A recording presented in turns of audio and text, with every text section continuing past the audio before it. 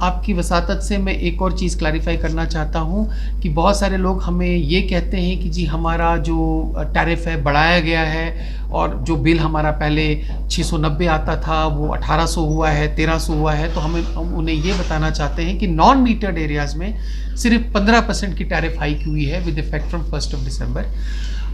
जहाँ तक उनके रेज बिल्स का ताल्लुक है तो this is load revision.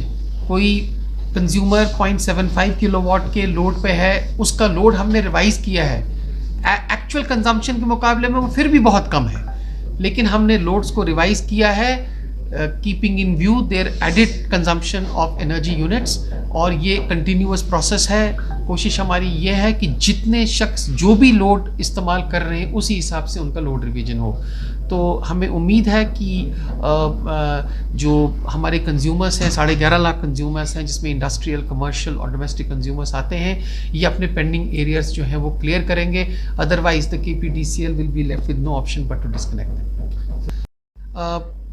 With the coordinated efforts and special efforts जो हमारे इलेक्ट्रिक डिविजन्स के एग्जीक्यूटिव इंजीनियर्स, उनकी सब डिविजनल लेवल की टीम्स हैं और जो नीचे हमारे फील्ड स्टाफ है, उन्होंने they have done a remarkable job. और despite the curtailment in the allocation, हमारा जो लोड curtailment प्रोग्राम है LCP जिसे हम कहते हैं, we have been able to stick to it.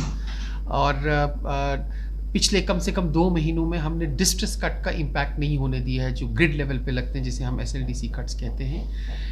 कहीं ना कहीं हमारी जो इंस्पेक्शन ड्राइव्स हैं उसमें we have force people not to hook. आमतौर पे बहुत सारे लोग जो हैं हमने पकड़े हैं, हमारे पास हज़ारों की तादाद में वीडियोज़ हैं जहां पर हमने हुकिंग करते हुए लोगों को पकड़ा है, उनके खिलाफ हमने कार्रवाई भी की है। साथ ही साथ जो